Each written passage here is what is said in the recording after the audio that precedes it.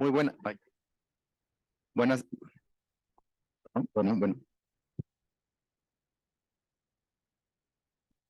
¿no? Bueno, ¿nos sirve?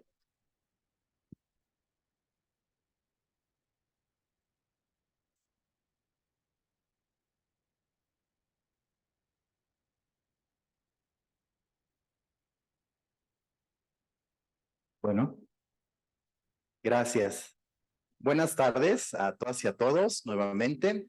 Pues estamos muy emocionados porque nos convoca esta tarde la inauguración del Centro Interdisciplinario de Enseñanza Clínica de Derecho, CIEC. Y para comenzar las actividades de este importante evento, de esta jornada de celebración, cedemos la palabra a las autoridades de nuestra universidad, integrantes de la mesa de bienvenida, iniciando con el doctor Alejandro Anaya, vicerrector académico de nuestra.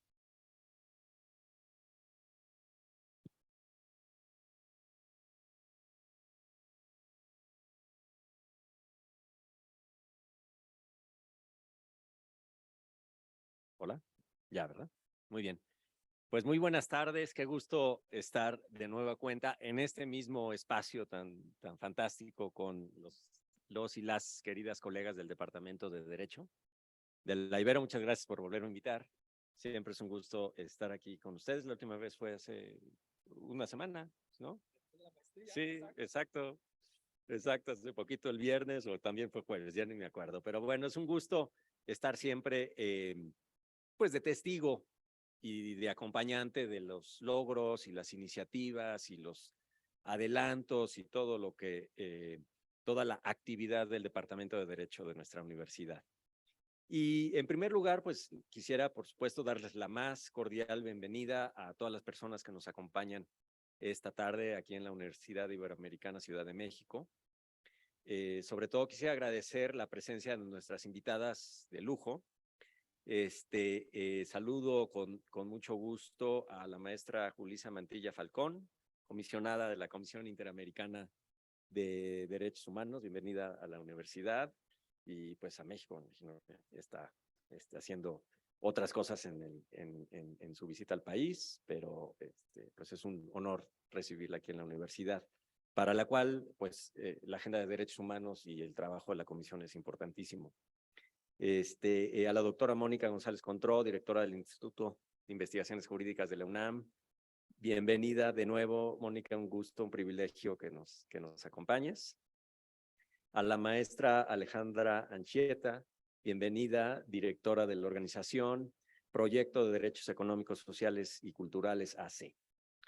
Ellas nos acompañarán en el panel de discusión que el departamento ha preparado en el marco de este evento, por lo que nos dará mucho gusto y sobre todo mucho conocimiento, escuchar sus aportes en relación con los retos de la enseñanza del derecho en nuestro país. Agradezco y saludo también a mis colegas de la División de Estudios Sociales y por supuesto del Departamento de Derecho, de la Dirección de Difusión y Divulgación Cultural. Begoña, muy buenas noches. Gracias por prestarnos aquí tu galería y que es tan especial y sobre todo con esta exposición que de los 80 años de la Ibero. Quisiera agradecer especialmente a las diferentes instituciones que son las que colaboran de manera directa con alguna de nuestras 7 clínicas jurídicas. Sin su apoyo, pues no tendríamos ese empuje detrás de ese proyecto. Agradezco entonces mucho la presencia del representante en México del ACNUR. Sí, está el señor Giovanni.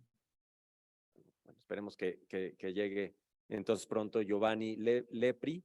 Y bueno, al equipo en general, al equipo del ACNUR que nos esté acompañando, a los colegas del Instituto Federal de la Defensoría Pública, bienvenida, a la representación del Sistema Nacional del DIF, del Sistema Nacional para el Desarrollo Integral de la Familia, creo que por allá estaban saludando. Buenas tardes, bienvenidas. Al representante en México de la Fundación Henri Bolt, el señor Florian Huber, por allá también conocimos, bienvenido, Florian.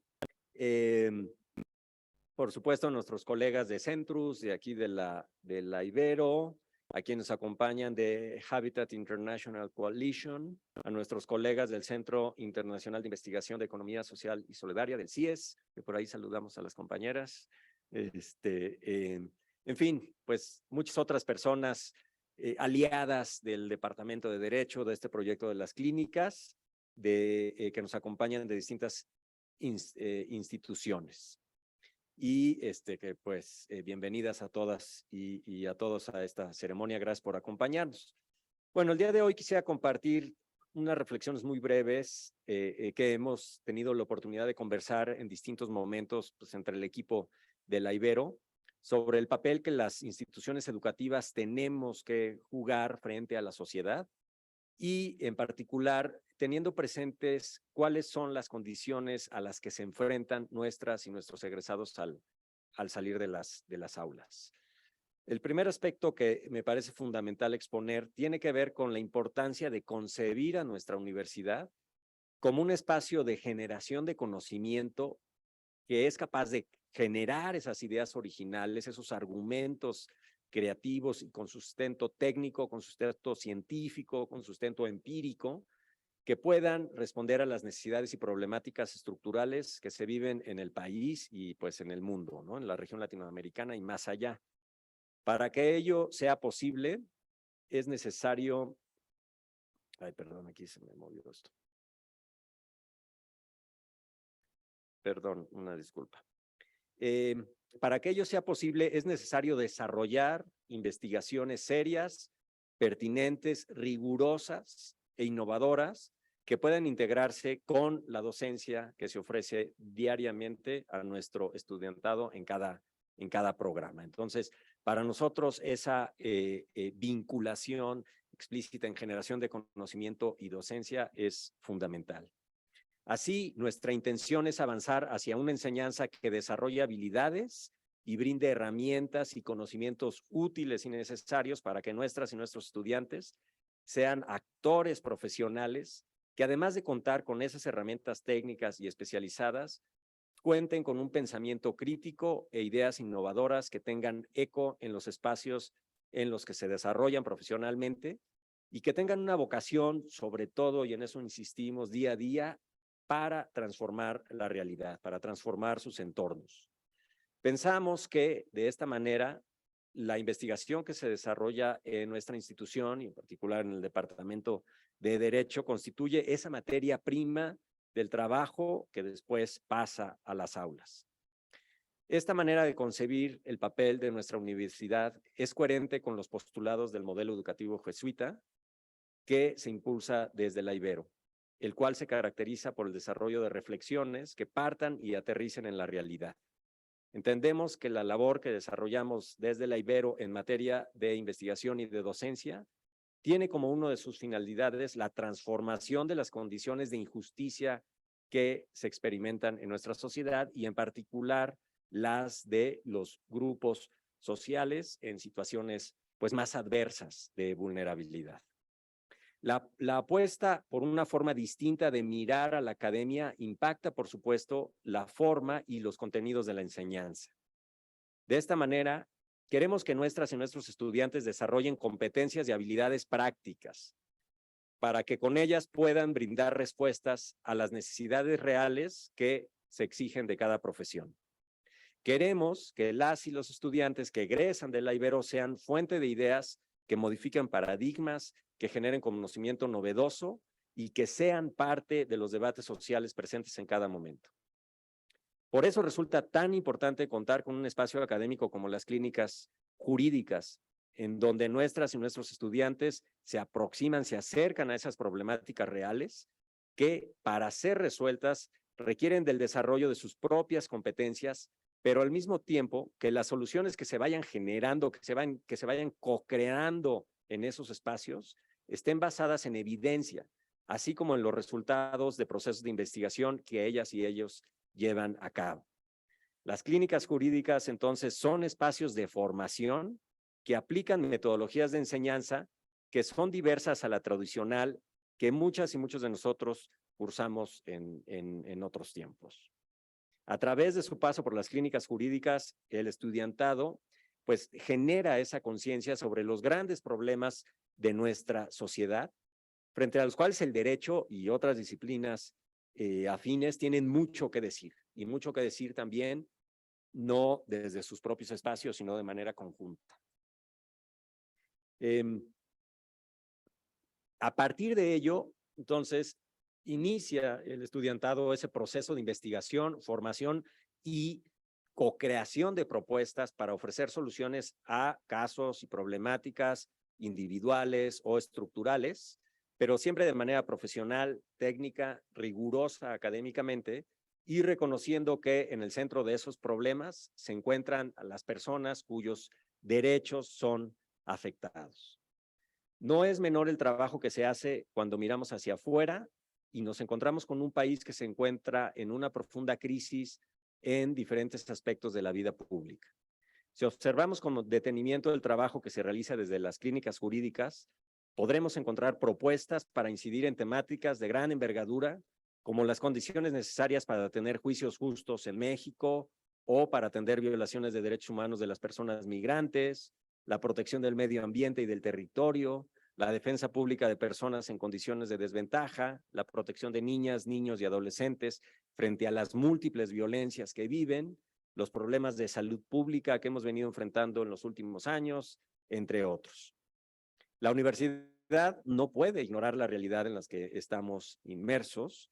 Es necesario generar un compromiso desde la academia, desde la docencia y desde la investigación en esta articulación virtuosa que mencionaba, para incidir, para tener esa incidencia social y, por supuesto, para el ejercicio formativo del estudiantado.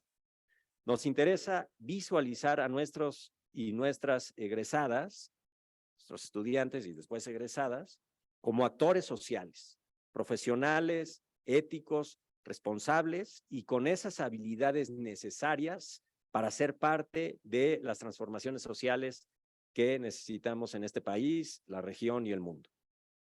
Desde la Vicerrectoría Académica nos ha dado muchísimo gusto poder haber acompañado la instalación de un espacio adecuado y específico para las clínicas, para que tenga lugar este trabajo de nuestras clínicas jurídicas. Estoy seguro que nuestras clínicas seguirán siendo un espacio que apoyará, que impulsará el desarrollo de las competencias y habilidades que permitirán a nuestras y nuestros estudiantes desarrollar carreras profesionales exitosas en todos los ámbitos y sobre todo con un propósito, exitosas y con ese propósito de transformación social. No importa que puedan trabajar en grandes firmas de abogados, en alguna notaría, en el Poder Judicial o en el diseño e implementación de políticas públicas. Sea el espacio que cada egresado escoja, esperamos que su paso por alguna de estas clínicas jurídicas le proporcione esas herramientas y esas habilidades y esa sensibilidad ibero que serán esenciales para su éxito profesional y que hoy son altamente valoradas por quienes requieren y requerirán sus servicios como profesionales del derecho. Pues bueno, muchas gracias nuevamente a todas y todas por acompañarnos. Felicidades al Departamento de Derecho por este impulso a este modelo educativo tan particular que tenemos en nuestro departamento.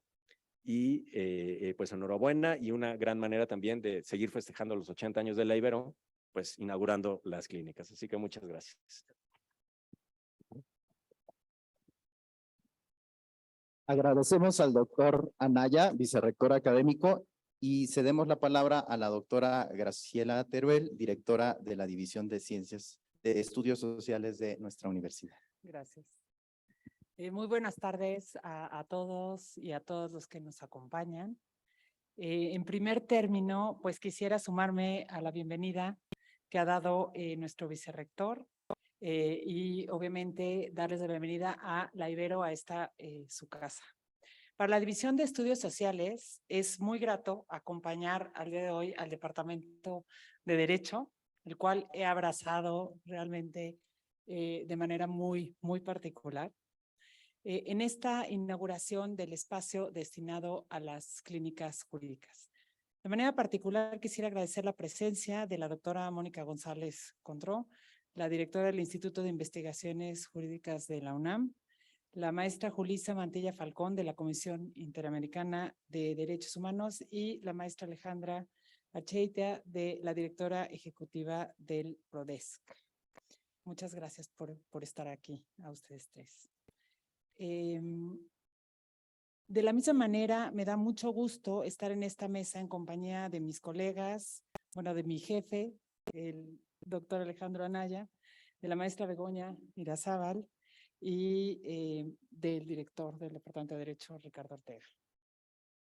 Me sumo al agradecimiento a todas las instituciones y organizaciones que nos apoyan a nuestras ya siete clínicas jurídicas.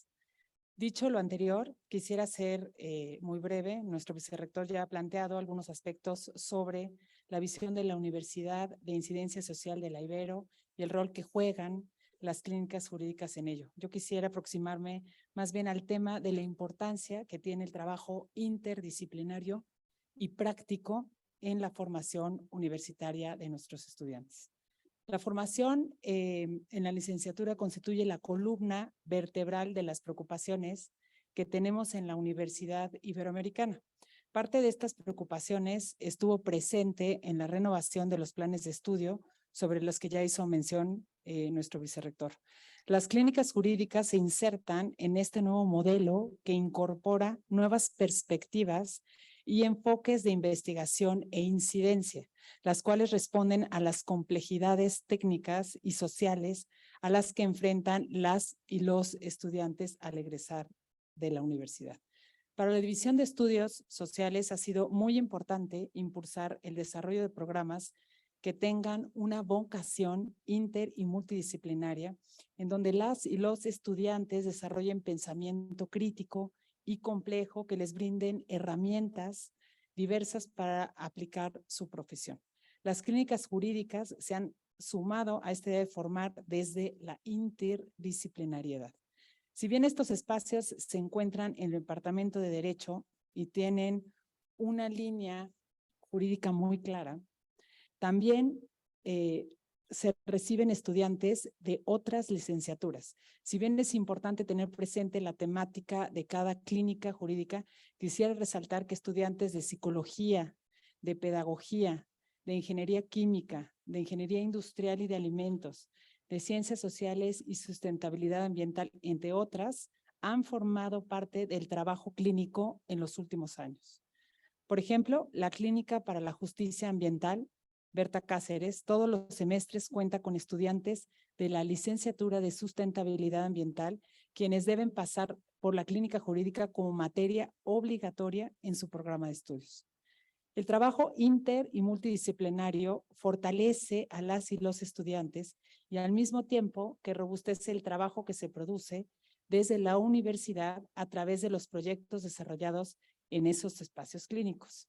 Estos productos o proyectos cuentan con aspectos técnicos, jurídicos, pero se alimentan también del conocimiento y reflexiones de otros campos de conocimiento. Estos análisis complementarios y más complejos permiten encontrar soluciones diversas y generar estrategias de incidencia mucho más efectivas e integrales.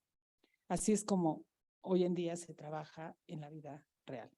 Las clases impartidas en las clínicas jurídicas con perfiles que provienen de distintas disciplinas se ven enriquecidas por el tipo de discusiones que se generan, en donde cada estudiante tiene la oportunidad de atestiguar la importancia y el impacto de su propia disciplina para buscar soluciones a las problemáticas sociales que analizan en ellas. El programa de enseñanza clínica del derecho ha crecido mucho en los últimos años, en los cuales hemos podido observar las virtudes de incorporar este método de estudio en la licenciatura, no solo en el ámbito de derecho. Por ejemplo, existen otras licenciaturas, como ya mencionada, en donde se impulsan ejercicios similares. Uno de ellos consiste en que la apuesta pedagógica debe ser atractiva para quienes van a ingresar a la universidad a estudiar derecho. Otro reto también consiste en consolidar este programa de manera inter y multidisciplinaria para que cada vez más estudiantes con otros perfiles profesionales puedan incorporarse en las clínicas jurídicas como parte de su programa de licenciatura. Quisiera señalar como ejemplo que la clínica jurídica Alaida Fopa para personas refugiadas que desarrollamos gracias a la importante contribución de la Oficina de México ACNUR ha sido durante los últimos 7 años una muestra de consolidación de este trabajo. Cada semestre forman parte de esta clínica estudiantes con diversos perfiles disciplinarios que construyen propuestas y análisis desde el diálogo y la creatividad conjunta. Evidencia de ello son los resultados que han mostrado año tras año y que son reconocidos no solo dentro de la Ibero, sino por organismos institucionales externos. Podría presentar así ejemplos exitosos del trabajo de otras clínicas, pero el tiempo es limitado. Simplemente resalto ahora que desde la División de Estudios Sociales consideramos primordial seguir impulsando este tipo de trabajo, impulsar estrategias que permitan enseñar a través de experiencias prácticas y en donde los y las estudiantes aprendan haciendo. Ahora, una de las cuestiones que estamos recientemente por experimentar es también esta colaboración con otras clínicas. Acabamos de regresar de la Universidad de Hamburgo, en donde tienen clínicas de refugiados, y vamos a ver esta posibilidad de unir ambas clínicas y de juntar a los estudiantes para compartir experiencias. Entonces vamos a ver cómo nos funciona esto. Por ello quisiera decirles que me da mucho gusto ser parte de la inauguración de este espacio destinado para el trabajo de las clínicas jurídicas, el cual se configura como el lugar ideal para discutir, compartir y proponer ideas. Era importante que por los objetivos que persigue este proyecto, contara con un espacio físico que permitiera que confluyeran disciplinas, ideas y discusiones. Las clínicas jurídicas son una apuesta del Departamento de Derecho y de la universidad que refuerza su interés en renovar programas, actualizar formas de enseñanza y explorar dinámicas que hagan frente a las necesidades sociales de la actualidad. Gracias por acompañarnos en esta inauguración y estaremos muy felices de ser testigos del trabajo que llevan a cabo las clínicas jurídicas de la Universidad Iberoamericana. Muchas gracias y felicidades al Departamento de Derecho. Agradecemos las palabras de la doctora Teruel, directora de la División de Estudios Sociales, y cedemos el micrófono al doctor Ricardo Ortega, director del Departamento de Derecho. Muchas gracias, Iván. Muy buenas tardes a todas y a todos. En primer lugar, pues me sumo a la cordial bienvenida que ya nuestras autoridades nos han dado esta tarde. En primer lugar, quería decirles que nos interesaba mucho que este espacio para la inauguración del espacio clínico fuese un momento que también nos permitiera debatir sobre el futuro de la enseñanza clínica, no solo en México, sino en la región y el mundo. Por esto, decidimos invitar a 3 colegas que han participado desde la academia, pero también desde el activismo, y que están comprometidas además con el futuro de la profesión. Quiero agradecer por eso y me sumo a nuestras autoridades, a la maestra Julissa Mantilla Falcón, comisionada de la Comisión Interamericana de Derechos Humanos, y quien ha jugado un papel muy importante en temáticas de protección a los derechos humanos, justicia transicional, igualdad de género, no solo desde la comisión, sino también desde la academia. Bienvenida, Julissa. También doy la bienvenida a la doctora Mónica González Contró, directora del Instituto de Investigaciones Jurídicas de la UNAM, y quien ha impulsado de manera activa no solo los derechos de las niñas, niños y adolescentes, donde compartimos una línea de trabajo, sino también que mantiene un compromiso fundamental con la docencia y la investigación en cuestiones de igualdad y no discriminación, entre muchos otros aspectos. Bienvenida, Mónica. Además, me da mucho gusto dar la bienvenida a la maestra Alejandra Ancheita, directora de la organización Proyecto de Derechos Económicos, Sociales y Culturales, y quien, además, quiero decirles, me ha permitido compartir espacios de formación de defensoras y de defensores de derechos humanos con su organización, con Prodesc, pero que además desarrolla una importante labor de defensa de los derechos humanos y tiene importantísimos vínculos con muchas instituciones académicas a nivel mundial. Bienvenida, Alma. Estoy seguro que la discusión que tendremos a continuación va a ser muy rica precisamente por esta conjunción de perfiles. Quiero decirles que la idea de construir un espacio,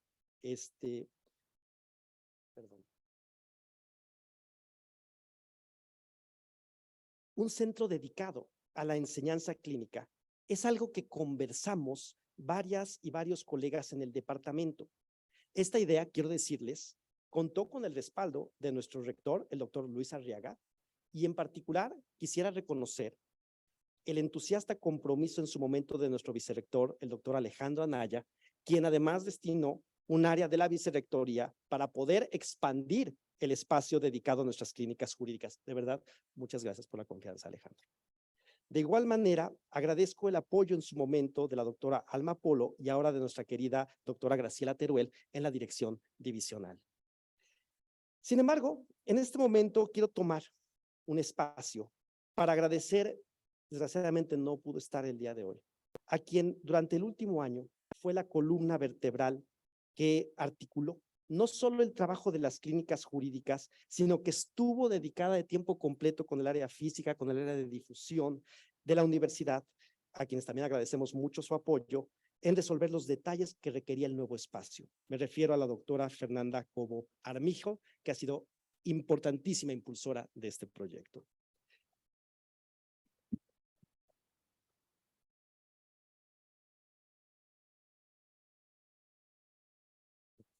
Quiero además aprovechar este espacio para presentar a ustedes a quienes son el corazón del trabajo de las clínicas y quienes coordinan este importante esfuerzo con mucho compromiso. No están preparadas y quisiera pedirles, de favor, que cuando les nombre, pues puedan ponerse de pie junto a Iván para que las podamos reconocer. En primer lugar, al maestro Salvador Guerrero Navarro, quien coordina la Clínica de Personas Refugiadas Alay de Foca.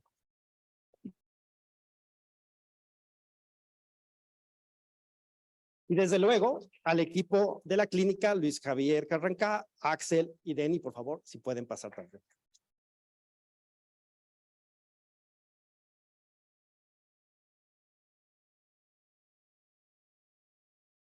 Aprovecho para reconocer, desde luego, la presencia de la representación de ACNUR, a quien doy, desde luego, el gran reconocimiento por el apoyo durante estos años.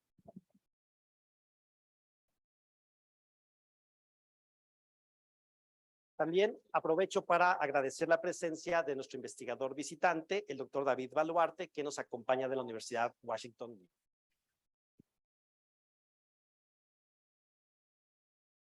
Quisiera también agradecer a Víctor Parada y Diego Valor, quienes integran la Clínica de Defensa Penal que desarrollamos de manera conjunta con el Instituto Federal para la Defensoría Pública. Muchísimas gracias. No sé si esté por aquí alguien. Agradecer, desde luego, Palmira, te pedimos que lo hagas extensivo a la directora, a la magistrada Paisa, el respaldo del Instituto Federal de Defensoría Pública y, por supuesto, gracias por acompañarnos. Quiero agradecer también la presencia de la maestra Diana Mora López, quien coordina la Clínica de Protección y Restitución de Derechos de Niñas, Niños y Adolescentes.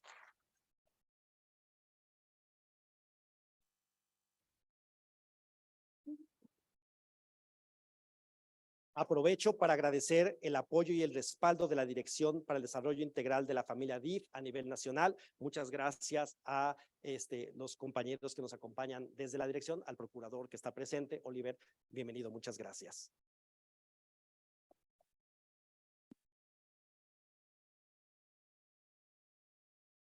De la misma manera, quisiera agradecer la presencia de quienes colaboran con la Clínica de Justicia Ambiental Berta Cáceres. En esta clínica agradezco la presencia de la maestra Claudia Gómez Godoy, la maestra Jimena Ramos, Astrid Puente, Giselle García y del doctor Jorge Peláez.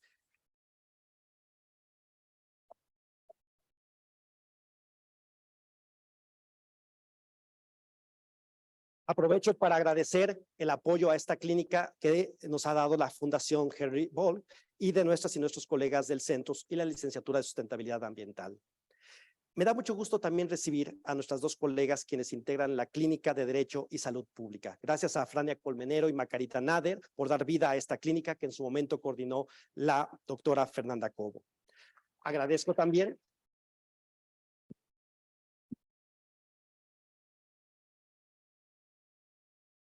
desde luego al Consejo de Salubridad General, con quien tenemos un convenio suscrito que nos ha permitido impulsar convenios en el ámbito de esta clínica. Quiero agradecer también la presencia de la maestra Daniela Sánchez Carro, quien coordina nuestra clínica de vivienda.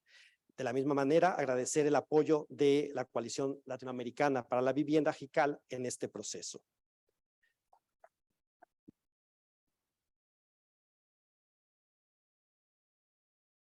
También agradecer al doctor Jesús Becerril y a la profesora Mónica Mora, quienes forman parte de la Clínica de Empresa Social. Desde luego, aquí mi agradecimiento a el doctor Alberto Irezábal, director del Centro Internacional de Investigación de Economía Social y Solidaria, quien ha sido contraparte de esta clínica.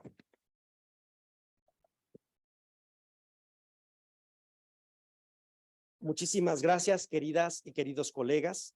Yo sé que no nos vemos de manera tan constante, pero quiero decirles a ustedes, y por supuesto, que tanto ustedes como nuestras y nuestros estudiantes son el motor que alimenta este esfuerzo. De verdad, muchas gracias y les pido a ellas un aplauso antes de que regresen a sus lugares.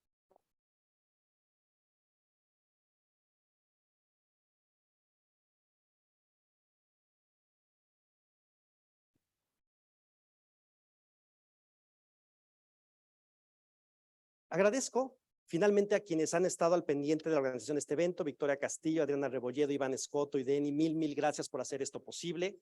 Y como me parece que este es un momento importante para agradecer, y he tratado de hacerlo en esta primera parte de mi intervención, es posible quizá que haya personas que haya dejado de lado, como mis queridas compañeras y compañeros, colegas del Departamento de Derecho, a quienes también agradezco mucho que estén por acá.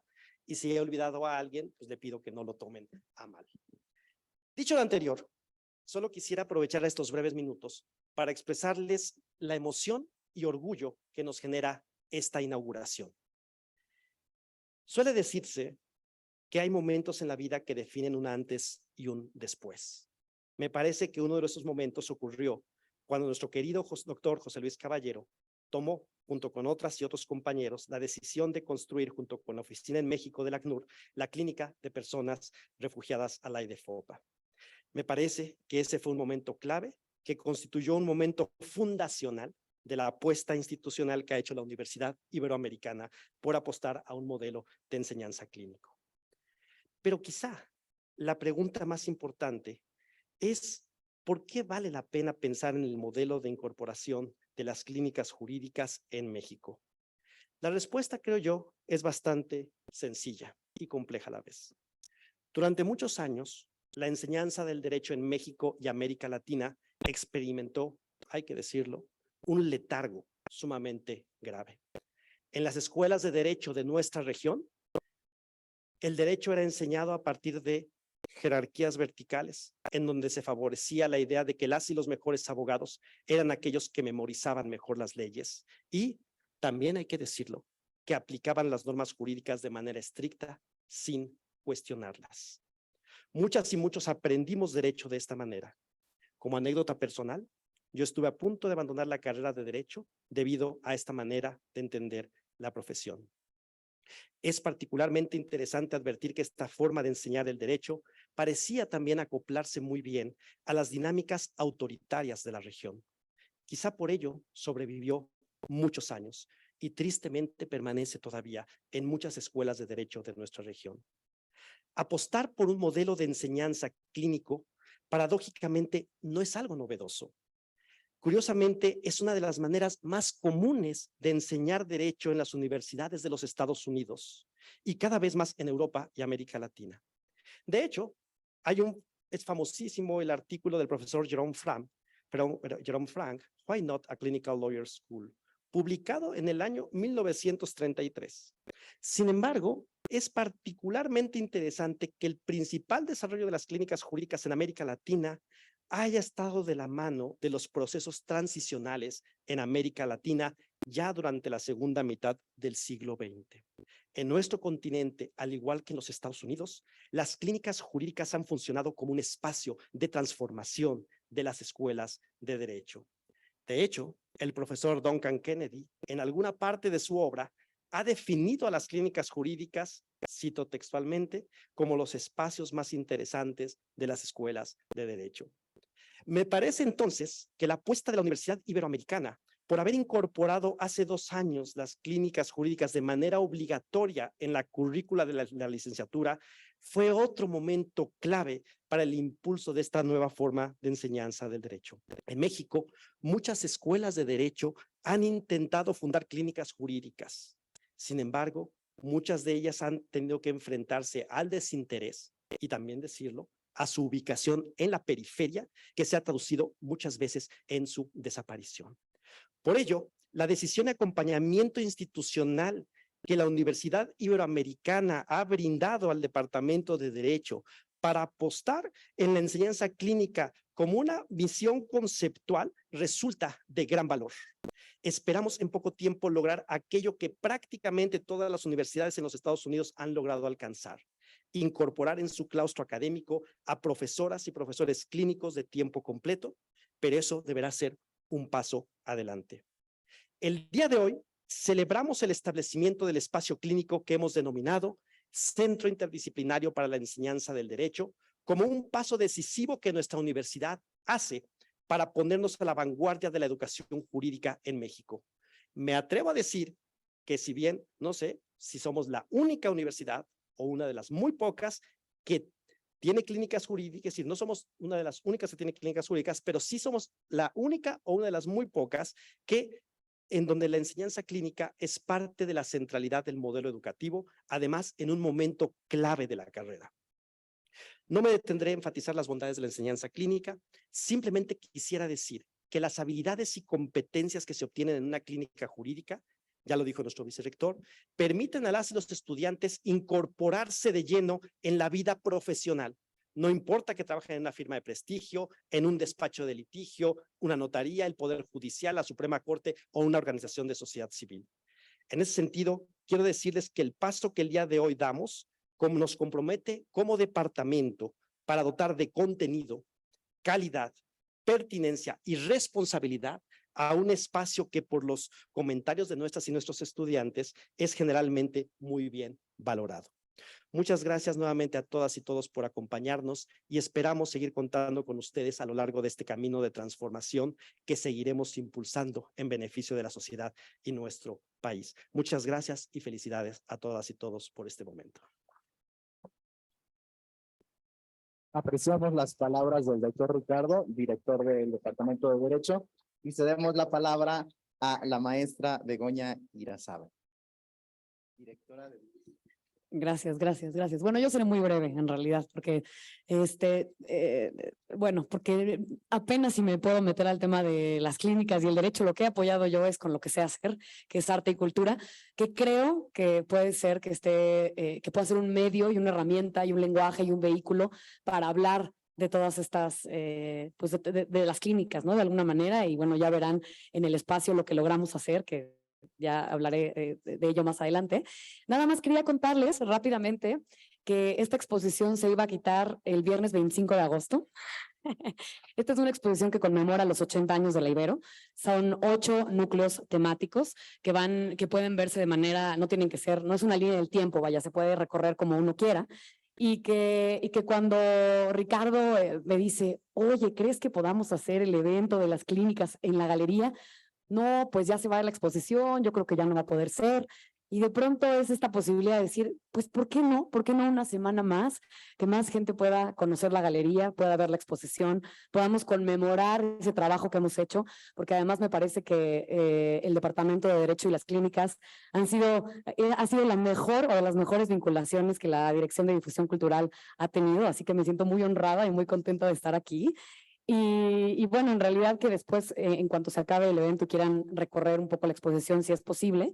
También me es importante decir que pensábamos que no debíamos convertir este espacio en foro, que no debíamos de hacer que le pusiéramos sillas y entonces de pronto se le quitara el objetivo principal de ser una galería. Pero de pronto también hay que hacer estas cosas justamente para en pos de la interdisciplina y de integrarnos, ¿no? Como áreas. Y ahora que veo por ejemplo, a Chava y a Den, que los veo muchísimo en el horario de la comida, y nos saludamos con un amor que hemos hecho y hemos generado esta comunidad y estas ganas de seguir haciendo y haciendo y haciendo. Y bueno, daba yo una vuelta por la galería pensando, bueno, yo en este evento, ¿qué voy a decir? Porque no tengo nada que, no es mi tema, ¿no? Estudié historia del arte. pero pensaba en esto del ideario, ¿no? Que veo aquí y que estaba viendo en ahora, y que pienso en esto que dice, bueno, hay algunos principios básicos, el sentido profundo y operante de justicia social que tiende al desarrollo integral de las comunidades humanas, en especial los sectores menos favorecidos. Y eso es lo que pienso que de alguna manera hacen en las clínicas, ¿no? Y hacemos en conjunto. Entonces, pues nada, bienvenidos a esta que es su galería, en realidad, y que estamos también tratando de que se sienta un espacio de la comunidad, ¿no? De toda la comunidad que colabora y que viene al Ibero y que no nada más estudia aquí, ¿no? Sino docentes administrativos, egresados, colegas. En octubre vamos a tener una exposición con la Clínica del Bienestar Universitario, que también es una nueva colaboración que estamos haciendo en el marco del Día Mundial de la Salud Mental, focalizado en las adicciones. Así que si están por aquí en octubre, pues los invitamos a ver esa exposición. Muchísimas gracias y bueno, pues le doy la palabra a Iván. Gracias. Pues agradecemos enormemente las palabras de las autoridades de nuestra universidad, siendo un momento muy emotivo para todos nosotros y todas nosotras. Y bueno, pues les invitamos a tomar asiento en el auditorio para dar inicio al panel La importancia de la enseñanza clínica en la transformación del derecho, que moderará el doctor Ricardo Ortega. Y bueno, en lo que las autoridades ocupan su lugar, me gustaría decir que tenemos el honor de contar con la presencia de Yulisa Mantilla Falcón, integrante de la Comisión Interamericana de Derechos Humanos, Mónica González Contró, directora del Instituto de Investigaciones Jurídicas de la Universidad Nacional Autónoma de México, Alejandra Anchieta, directora ejecutiva de PRODESC, Proyecto de Derechos Económicos, Sociales y Culturales, que bueno, ya han de alguna manera referido nuestras autoridades, y sin duda va a ser un panel de gran interés para todas y todos nosotros en el marco de esta celebración tan importante de las clínicas jurídicas de nuestra universidad. Cedo la palabra al doctor Ricardo Ortega, pues para iniciar la moderación de esta mesa de discusión. Muchas gracias, querido Iván. Y bueno, pues si les parece bien, me gustaría plantear básicamente cuáles son las reglas que vamos a plantear en esta mesa. La idea es sobre todo poder tener un espacio de conversación con nuestras tres destacadas académicas, activistas que el día de hoy nos acompañan. Y para ello, pues me gustaría simplemente leer un par de párrafos de manera muy breve que determinan la semblanza de cada una de ellas. Si les parece bien, lo hago de manera inmediata, de forma continua, para ya luego dar espacio al inicio de la mesa. La doctora Mónica González Contró es investigadora del Instituto de Investigaciones Jurídicas de la UNAM, especializada en temas de derechos humanos, género y derechos de niñas, niños y adolescentes. Es profesora de asignatura de la Facultad de Derecho y coordinadora del diplomado sobre el derecho a la no discriminación. Fue secretaria académica del Instituto de Investigaciones Jurídicas de la UNAM, también fue abogada general de la UNAM y actualmente es la directora del Instituto de Investigaciones Jurídicas de la UNAM.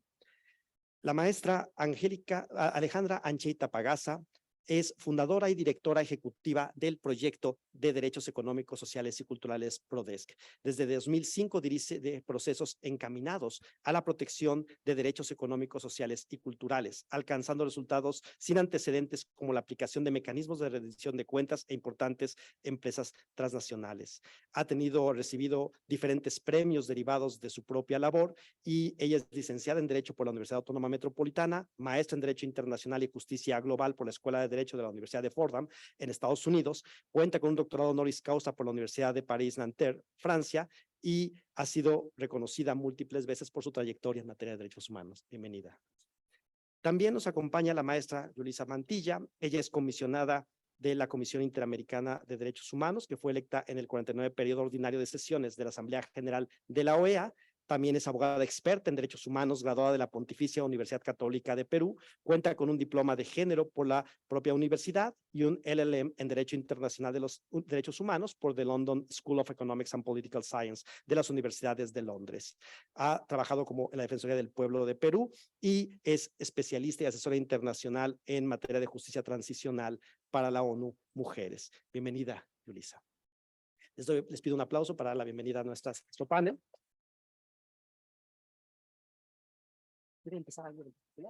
¿Quién quiere empezar? Muy bien, pues le damos entonces la palabra a la doctora Mónica González Contró, a quien le pediremos que nos explique durante 10-15 minutos su planteamiento para compartir el día de hoy.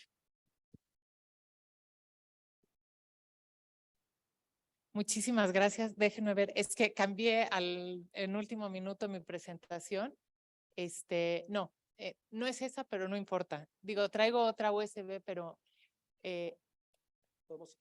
bueno, si no les importa, Ya, sí, listo. perdón. Si quieren, empiezo y quieres que empiece y listo.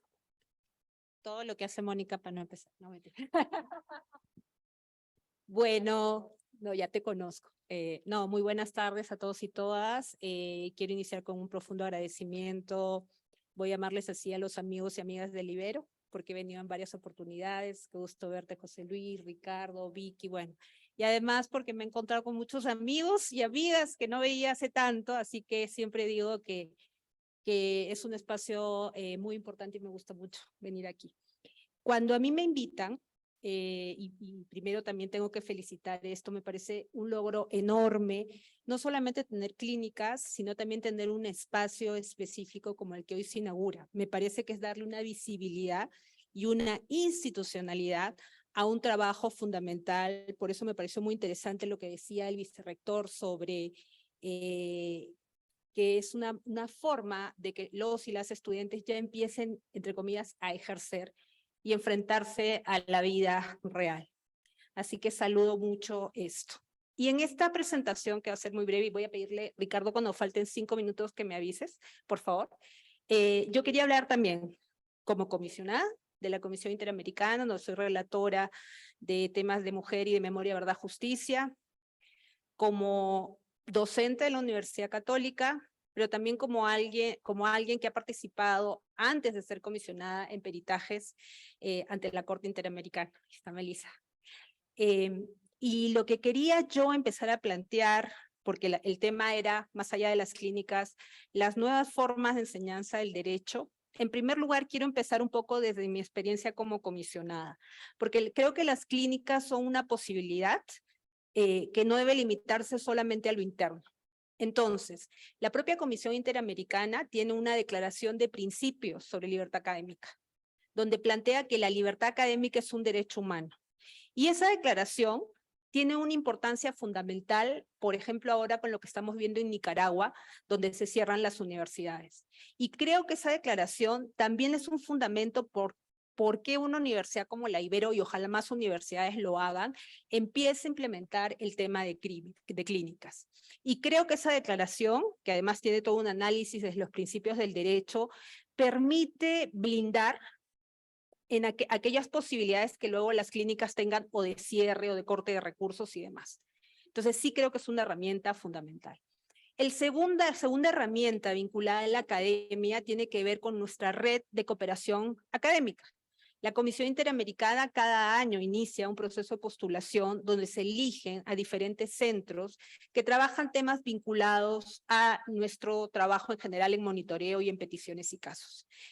Hay una universidad mexicana este año, del año pasado, la Universidad de Coahuila, y creo que es un espacio fundamental donde también podrían entrar la universidad y las clínicas. Y el tercer espacio es el más conocido quizás, es el de los amicus curiae. Diferentes universidades, diferentes clínicas han presentado muchísimos amicus ante la Corte Interamericana. Entonces, en el caso Campo Algodonero, pues que es como el que siempre uno habla cuando viene a México, temas como el de la reparación transformadora que la Corte recoge, estuvo presentado en un amicus por la Universidad de los Andes de Bogotá. Entonces, sí creo que este trabajo local que se hace en las clínicas, más allá del caso en concreto que ustedes litiguen, les permite desarrollar estándares que además son un baño de realidad, lo digo esto entre comillas, para la propia Corte Interamericana. ¿No? Nadie va a saber más de una situación de refugiados o de niños, de adolescentes, etcétera, que aquellas personas que se vinculan diariamente. Y en ese sentido, la comisión trabaja con la información que nos llega, con nuestra labor de monitoreo y luego la Corte con lo que nosotros pasamos. Pero el rol de las clínicas es fundamental. Y ojo, no solamente para la construcción del expediente, para lo que pueden ser los hechos, no solamente para eso, también para las propuestas de reparación. ¿Qué es la propuesta de reparación que se construyen desde el escritorio, desde Washington, desde Costa Rica? Son muy distintas y no necesariamente van a encajar con lo que se ve en el día a día. Y a eso sumo otro elemento importantísimo, y sobre eso también vamos a hablar, cómo están trabajando las clínicas.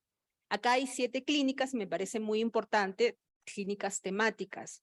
Pero yo siempre apuesto por la interseccionalidad. Porque cuando hablamos de una clínica sobre niñez, niños, niñas, adolescentes, ¿de qué niños, niñas y adolescentes estamos hablando? Urbanos, rurales, indígenas, afro, trans, ¿de acuerdo? Entonces, esa interseccionalidad permite dar un elemento común a todas las clínicas, ¿no? Dependiendo del tema que se trate. ¿Es necesaria la división temática? Me parece que sí, si no podría ser pues un desorden. Pero esa división temática no debe olvidar esta visión de no discriminación interseccional y puede contribuir al trabajo de intercambio entre las clínicas. Yo soy la clínica de migrantes, yo soy la clínica de pueblos indígenas, yo tengo migrantes indígenas. Entonces yo creo que ahí hay una experiencia enorme que se puede recoger. Y en esa misma línea, compartirles un poco, ya he pasado como comisionada con el tema de los amigos, los peritajes, compartirles un poco con la experiencia muy concreta en la Universidad Católica, donde también tenemos clínicas y muchísimas, ¿no? No son los únicos, no mentira. Pero sí creo que es importante contarles alguna experiencia. Cuando hablábamos de este tema de interseccionalidad, nosotros tenemos una clínica en particular para las personas con discapacidad.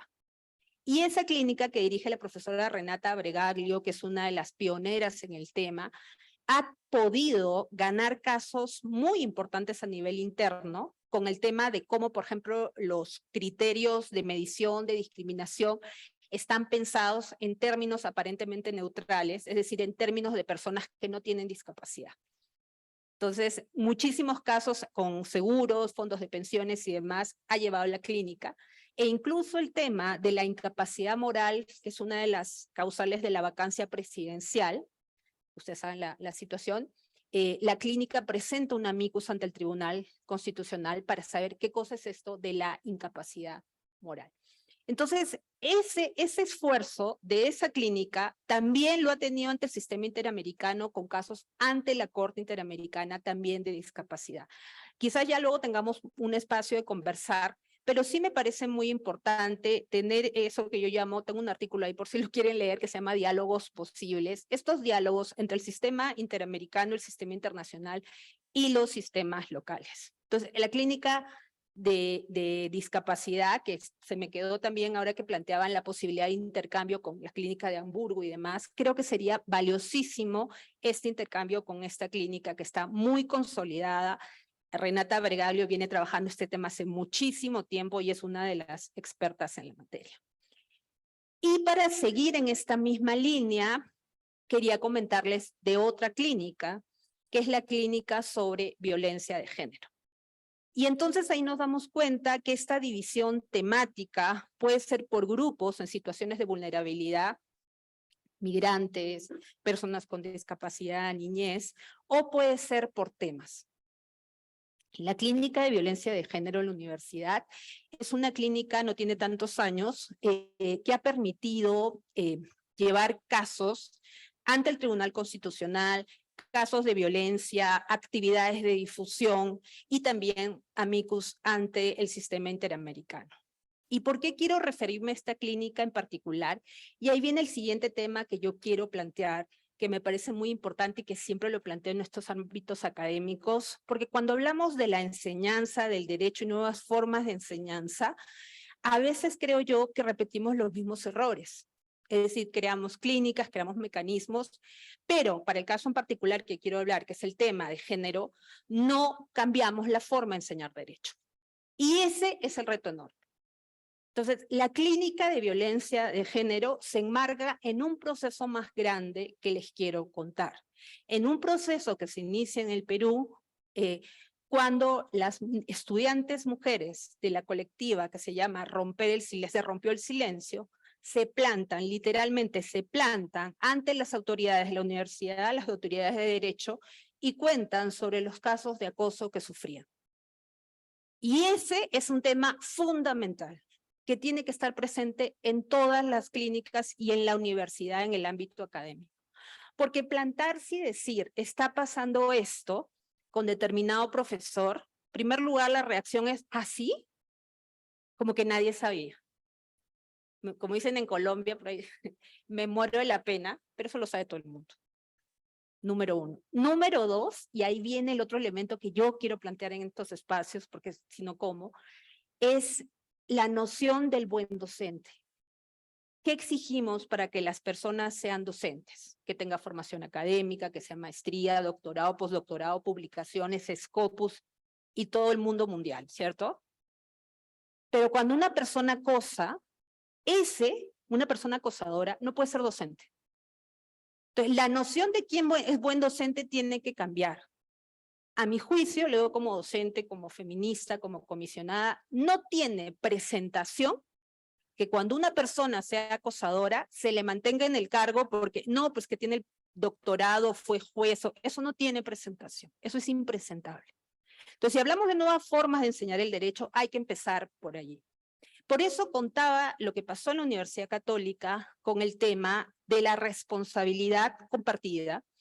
La universidad, las autoridades pues se pusieron a la tarea, en primer lugar, no volver a contratar a este profesor, y en segundo lugar, y ahí vienen los estudiantes, no matricularse con estos profesores. O sea, esta lucha por la igualdad de género nos tiene que caer a todos y todas. No es solo de las mujeres, no es solo de las feministas. Entonces, cuando esto empieza a pasar en la universidad, se inicia una transformación.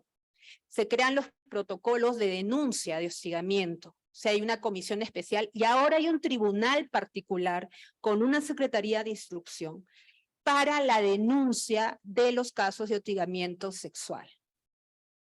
Yo no sé muy bien cómo funciona aquí el tema del Libero, pero un reto importante es tener estos procesos, esta visibilización de qué cosa es hostigamiento sexual, ¿no?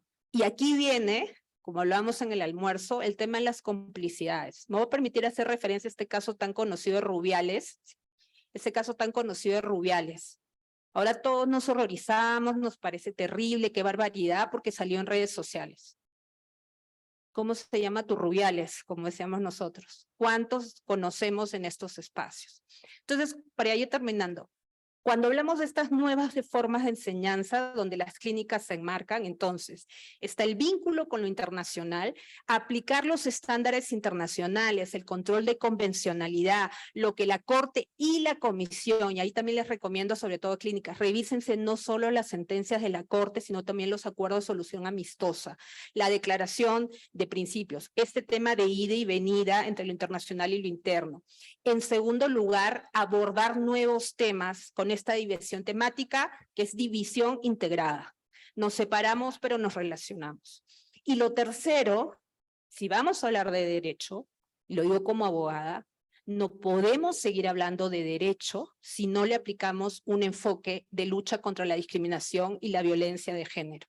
Soy parte además de la Red Alas, les invito a seguirme, y como Red Alas hemos asumido un reto de 3 conversatorios sobre cuál es el aporte de la academia al sistema interamericano, ¿de acuerdo? Y en ese mismo sentido recordarles, y estamos hablando, son las clínicas internas para lo internacional, el sistema interamericano necesita de los aportes locales, necesita que se le defienda, lo digo con toda seriedad, de cualquier elemento de retroceso, de desconocimiento de derechos de pueblos indígenas, mujeres, etcétera, pero sobre todo recordar que este sistema surgió porque los estados no protegen adecuadamente al nivel interno, pero ahora no le pertenece solo a los estados, le pertenece a todos y todas, y la academia tiene un rol fundamental en él. Gracias.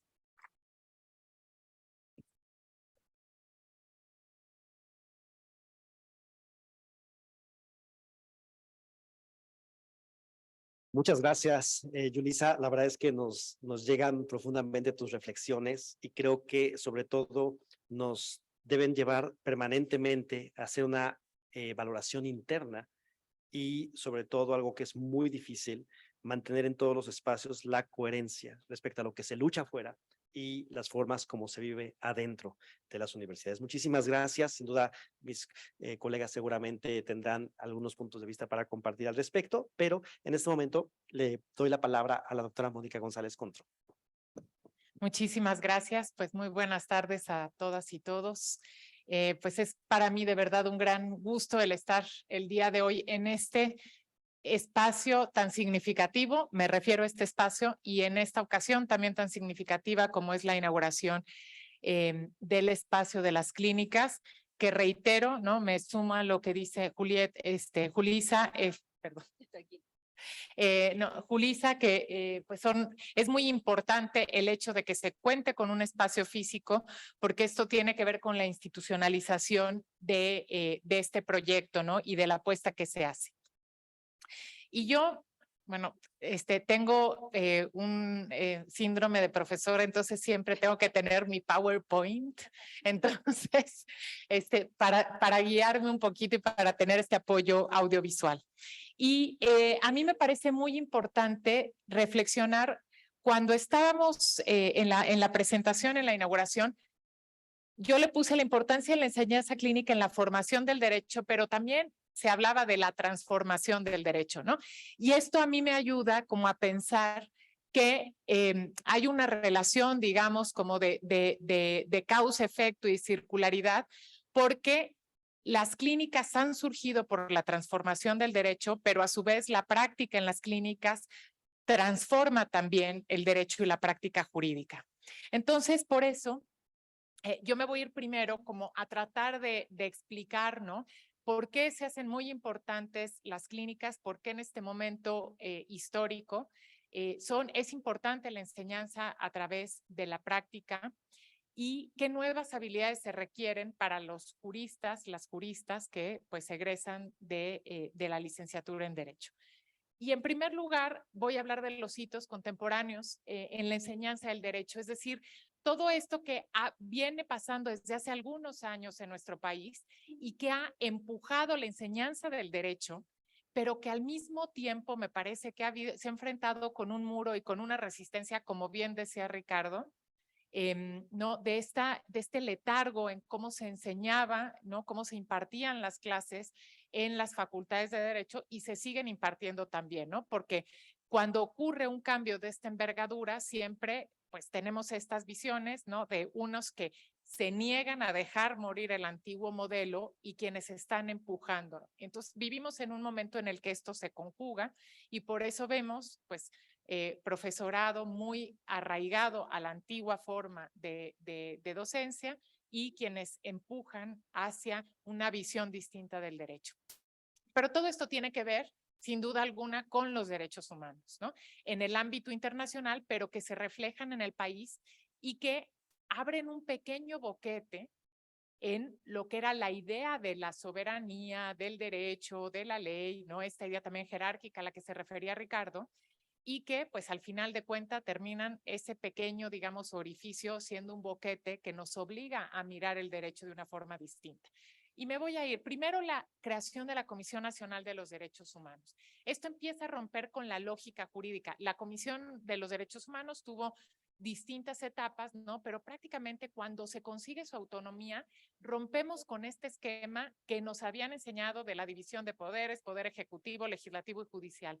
¿Qué es esto, no? Y ahora tenemos 11 órganos constitucionales autónomos. Esto no entra en la teoría clásica del Estado, ¿no? Y la primera fue la Comisión Nacional de los Derechos Humanos, que es una protección no jurisdiccional que emite recomendaciones, en fin, ¿no?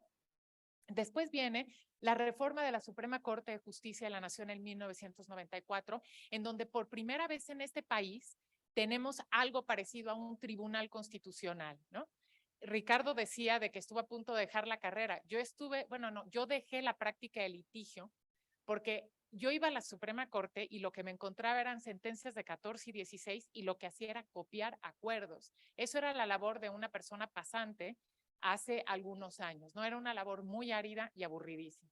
Y entonces cuando empieza esta reforma, tarda años, digamos, en asentarse, pero lo que hace con los años es convertir a la Suprema Corte de Justicia en un protagonista de la defensa de los derechos humanos. Y hoy tenemos justamente un conflicto muy importante con el Poder Ejecutivo, precisamente por este protagonismo que empezó no hace 10 años ni hace 15, sino en el 94, donde hubo una reforma muy importante que, bueno, no me detendré a detallar aquí porque seguramente ustedes conocen estas reformas. Luego viene en 1998 la aceptación de la competencia contenciosa de la Corte Interamericana de Derechos Humanos. Otro orificio a esta idea con la que fuimos educadas y educados muchos en los 80s, en los 90s, en que pues, el derecho era un sistema completo que se refería a un territorio, ¿no? ¿Qué significa eso de que un tribunal internacional puede emitir sentencias obligatorias, ¿no? ¿De dónde salen esos jueces que no tienen una legitimación directa o indirecta como la teoría del Estado clásica presuponía, ¿no? Después, la incorporación de la prohibición de la discriminación en 2001 en el primero constitucional. ¿Qué significa esto, no? Y me sumo también a esto que decía Julissa de, bueno, pues, ¿qué pasa con la discriminación? ¿Qué significa discriminar? ¿Por qué están estos rubros contenidos en el artículo primero constitucional? Desde luego, la reforma del artículo primero constitucional en materia de derechos humanos, que esto ya pues implica el incorporar los tratados internacionales, las normas de derechos humanos de los tratados internacionales, el principio de interpretación conforme pro persona, y esto ya viene, digamos, de este largo proceso que veníamos dando con los derechos humanos cada vez con un nivel más protagónico y derrumbando esta idea, ¿no? Que se refleja, digamos, de manera caricaturizada con la pirámide gelseniana, ¿no? La norma hipotética fundamental y la jerarquía, ¿no? Y finalmente la reforma judicial de 2021, pues que todavía estamos intentando entender, ¿no? Con una lógica de precedentes, con una lógica también que implica pues una ruptura, digamos, de la simple legalidad y va avanzando hacia esa idea de que lo que debe primar en el orden jurídico, en el sistema jurídico mexicano, no solo en este, pero estamos hablando de México, son los derechos humanos y que nada puede estar por encima de ellos, ¿no? Y entonces, pues ya con esto ya el boquete es completo y ya cambiamos absolutamente, ¿no? Pero hay otros elementos relevantes, ¿no? Las teorías del derecho. Sabemos que durante la mayor parte del siglo XX, pues la teoría del derecho era el positivismo jurídico, por ahí estaba el justnaturalismo, pero empiezan a surgir otras respuestas a qué es el derecho y sobre todo qué es la justicia, ¿no? Y la justicia se vincula con los derechos humanos. Hoy entendemos el derecho como argumentación, hay corrientes constructivistas como diálogo, en fin, ¿no? Las teorías del derecho se han diversificado muchísimo. El hiperreformismo constitucional, esto es importantísimo. Les voy a decir lo que le digo siempre a mis alumnas y alumnos, les digo, cuando yo estudié, uno compraba una constitución y le duraba los 4 o 5 años de la carrera. Hoy no nos dura ni un semestre, ¿no? Entonces, no hay posibilidad, ya no tiene caso comprar una constitución porque pues puede ser que haya 2 o 3 reformas a lo largo del semestre y más vale consultarle en línea para estar al día, ¿no? Y esto ha cambiado también, o sea, porque este hiperreformismo tiene que ver con cuestiones también políticas, con los derechos humanos, en fin, ¿no? Es un debate como muy abierto que nos hace tener que cambiar, pues esto que casi era inamovible. Muy bien. Bueno, después la oralidad y el sistema acusatorio que nos obliga también al desarrollo de nuevas habilidades y a que también el sistema probatorio implica la interdisciplina, ¿no? Cada vez tenemos que tener más elementos, por ejemplo, pues para un juicio oral, no solamente es la oralidad, sino el sistema acusatorio en donde el juez o la persona juzgadora simplemente tiene a 2 partes y tiene que decidir, ¿no? Entonces, el derecho se tiene que abrir a otras disciplinas y otros conocimientos para poder argumentar en cualquier caso contencioso. La jurisprudencia interamericana y su obligatoriedad para México, desde luego. Los documentos de órganos de supervisión de tratados, esto que decía también a lo que hacía referencia a estos instrumentos que yo no tenía en el radar, pero que decía también Julissa, pero también las recomendaciones del Comité de los Derechos del Niño, del Comité, o sea, todo esto que le dice al Estado mexicano, que fue conocido como soft law, que yo no creo que sea, o sea, porque a mí me parece que hay que trascender esas divisiones. ¿Qué hacemos con eso? Porque eso se integra al ordenamiento jurídico en la medida en que se utiliza para la argumentación, ¿no? Y lo está utilizando la Suprema Corte, lo están utilizando los tribunales colegiados.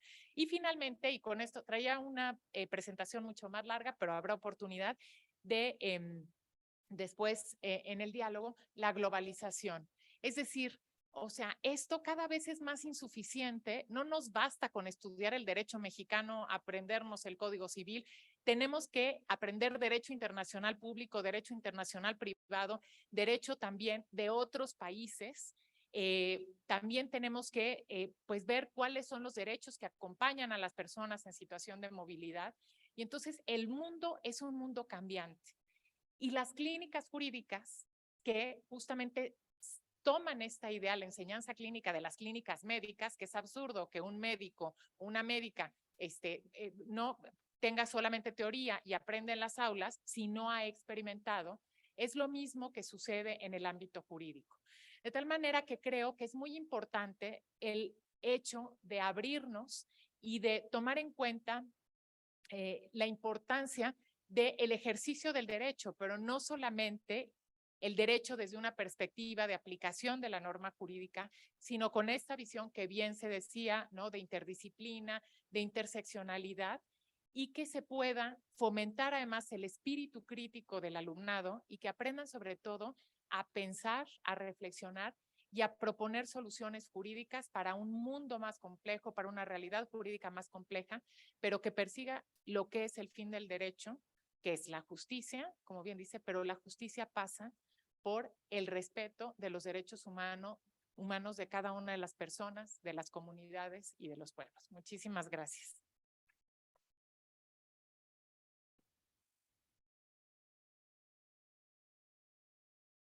Muchas gracias a la doctora Mónica González Contró. La verdad es que es muy interesante cómo el cambio y la transformación del derecho pues, nos obligan a repensar las aproximaciones al mismo, las formas de enseñar derecho y pues, la importancia de vincular la teoría con la práctica, ¿no? Y la idea de cómo surge la idea del concepto de clínica jurídica a partir de entender pues, que alguien no puede salir a operar y hacer una cirugía si no tiene una práctica previa. Muchísimas gracias, Mónica.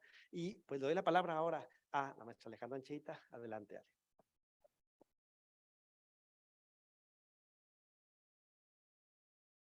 ¿Sí se escucha? ¿Se escucha ahora? Sí. Bueno.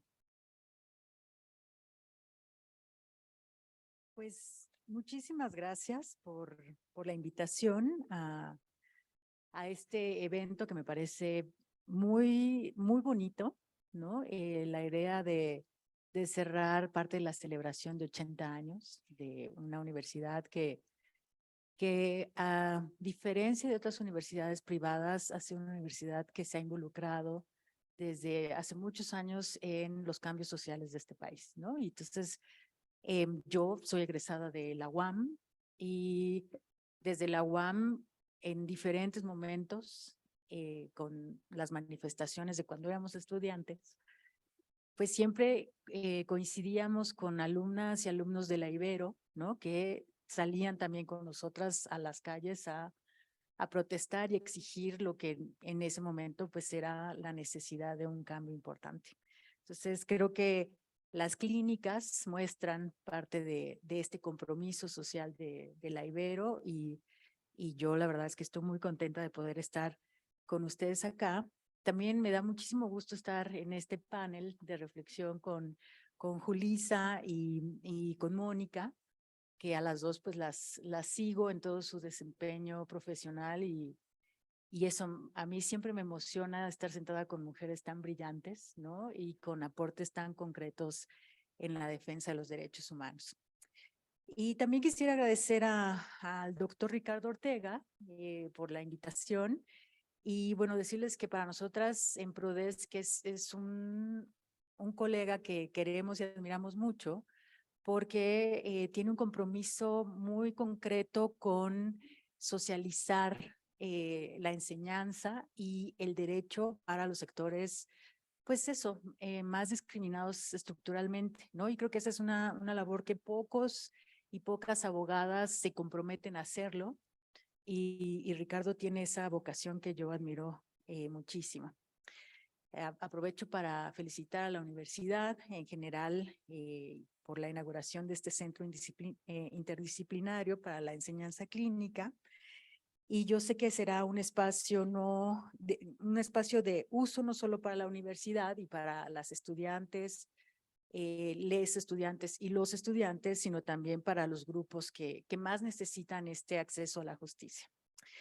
Estaré presentando, como mis colegas, una serie de puntos específicos para pensar el papel de las clínicas jurídicas y las universidades en el marco de la defensa de los derechos humanos, que pues es a lo que yo me dedico y es desde donde yo puedo aportar en la reflexión.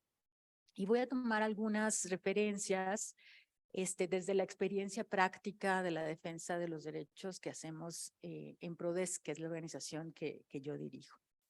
Como ya me presentaron, soy Alejandra Ancheita y soy fundadora y directora ejecutiva del Proyecto de Derechos Económicos, Sociales y Culturales, PRODESC, que es una organización en la sociedad civil, que es una organización feminista y tiene como misión la defensa y la promoción de los derechos económicos, sociales y culturales, buscando así contribuir a una sociedad más justa y equitativa.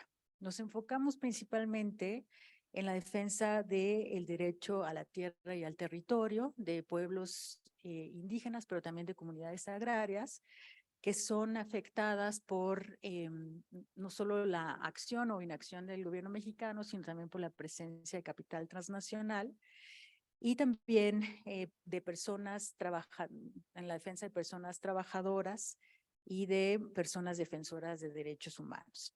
Trabajamos desde el eje del feminismo y desde la interseccionalidad, que nos parece fundamental, ¿no? En las complejidades que enfrentamos en el día a día, que no es fácil, ¿no?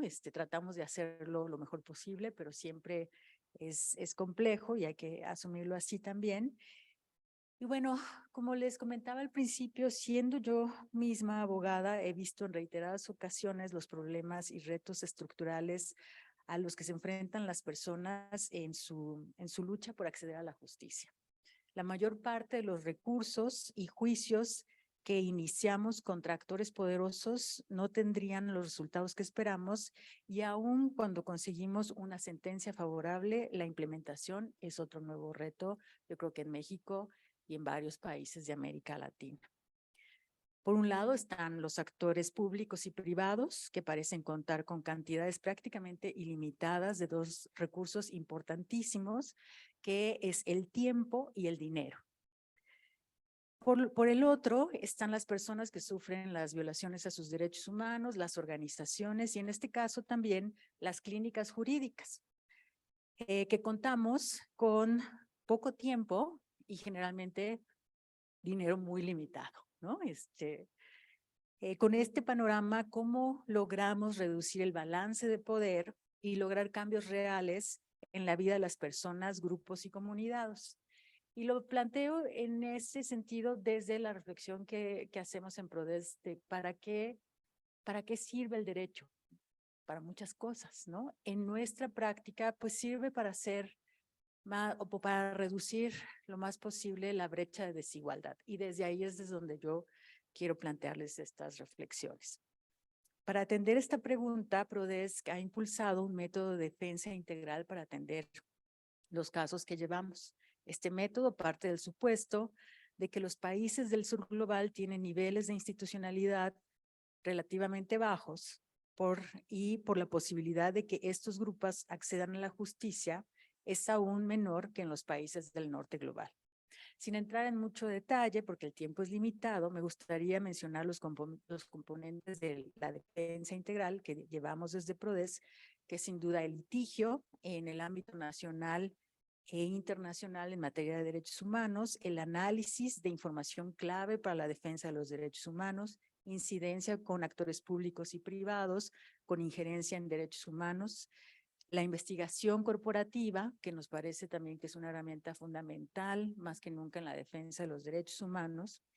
Comunicación estratégica con narrativas que combatan el discurso hegemónico. También estrategias de fortalecimiento organizativo de las comunidades y los colectivos con los que trabajamos. Y sin duda, la formación y capacitación para las personas defensoras de derechos humanos. Ante este listado de los componentes que utilizamos desde Prodesc, me gustaría destacar que el litigio estratégico es fundamental, pero es solo uno de los componentes.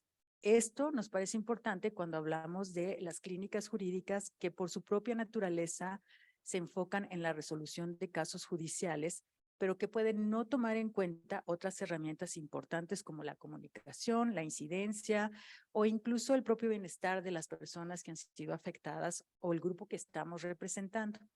Un ejemplo práctico de la implementación del método de defensa integral y que muestra que es exitoso es el acompañamiento brindado desde Prodesc a la comunidad agraria e indígena de Unión Hidalgo, ubicada en el Istmo de Tehuantepec, en Oaxaca. Esta comunidad resistió la construcción de el que hubiera sido el parque eólico más grande de América Latina, que se habría instalado sin su consentimiento y sin tomar en cuenta los impactos acumulativos en una zona en donde existen otros 30 parques similares. En este caso, nos enfrentamos no solo al Estado mexicano, sino a una empresa transnacional, Électricité de France, o EDF, que es propiedad del Estado francés. En términos estrictamente jurídicos, el caso mostraba claramente las violaciones a los derechos humanos de la comunidad, que además debió resistir procesos de división comunitaria, acciones de violencia contra las personas defensoras, entre otras. Sin embargo, la complejidad del caso y los intereses allí involucrados nos llevaron a implementar todos los componentes de la defensa integral que enlisté previamente. Iniciamos juicios agrarios, administrativos, presentamos el que es el primer caso de una comunidad americana en Francia utilizando una ley nueva de debida diligencia para empresas en materia de derechos humanos. Esta presentación la hicimos en la Corte Civil francesa y a la par realizamos la investigación corporativa, generamos papers, estudios sobre el tema de transición energética, creamos campañas de comunicación, trabajamos con la comunidad para recuperar y fortalecer su vida agraria y proteger su tierra y su territorio. Incidimos ante autoridades mexicanas y francesas, nos enfocamos en acompañar a las mujeres de la comunidad y posicionar sus demandas ante audiencias nacionales e internacionales y así logramos nuestro objetivo. Después de 6 años de acompañamiento, logramos que la comunidad siguiera teniendo el goce de su tierra y del territorio bajo sus condiciones mediante la cancelación de la construcción del parque eólico sin que se hubiera iniciado siquiera la construcción.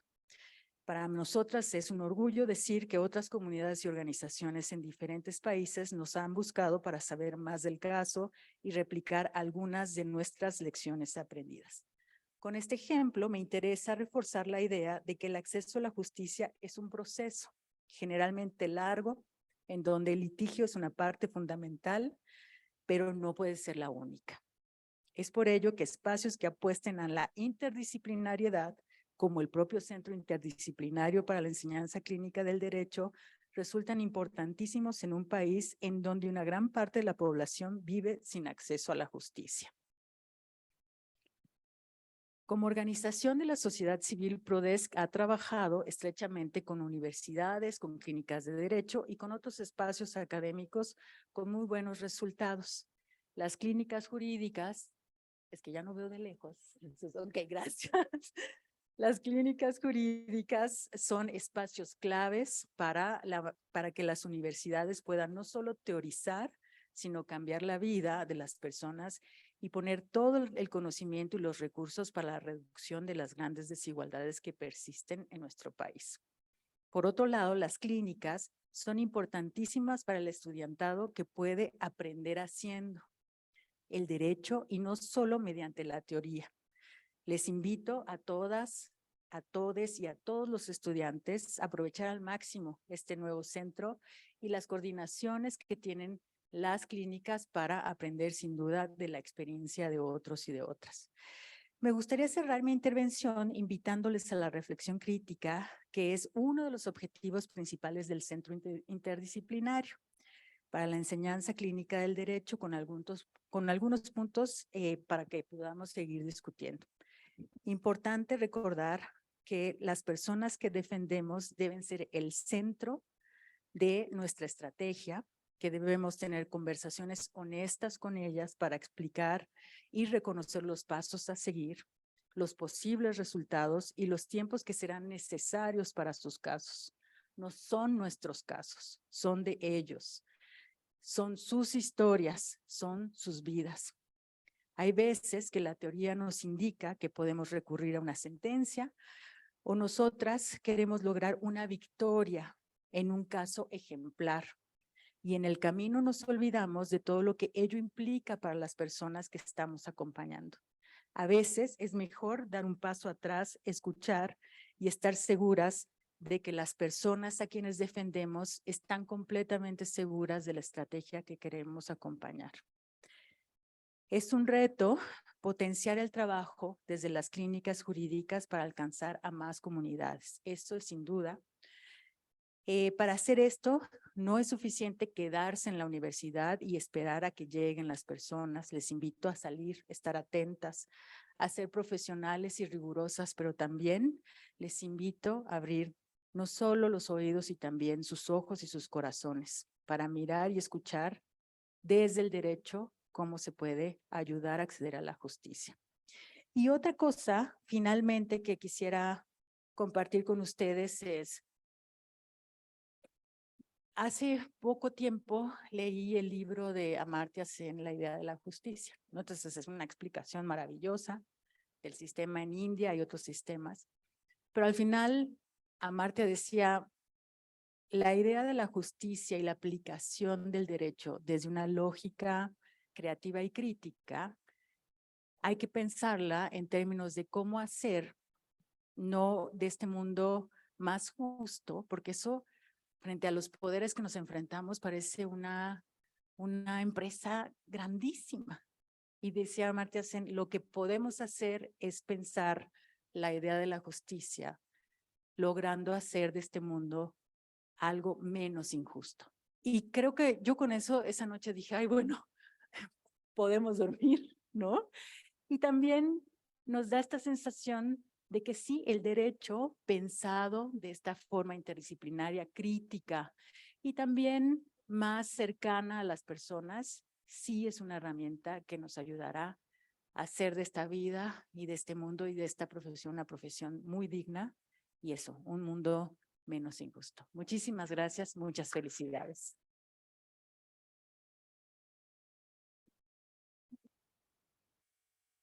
Muchísimas gracias, Ale. No, y de verdad qué interesantes reflexiones en torno a para qué usar el derecho. Es decir, el derecho puede ser utilizado para muchas cosas.